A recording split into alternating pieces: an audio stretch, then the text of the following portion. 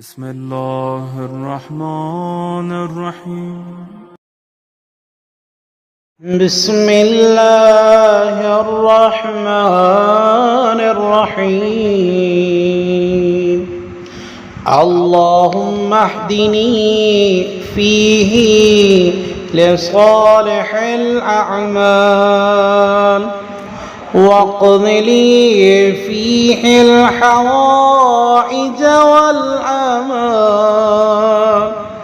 يا من لا يحتاج إلى التبصير والسؤال، يا عالما بما في صدور العالمين، صل على محمد وآله الطاهرين برحمتك يا أرحم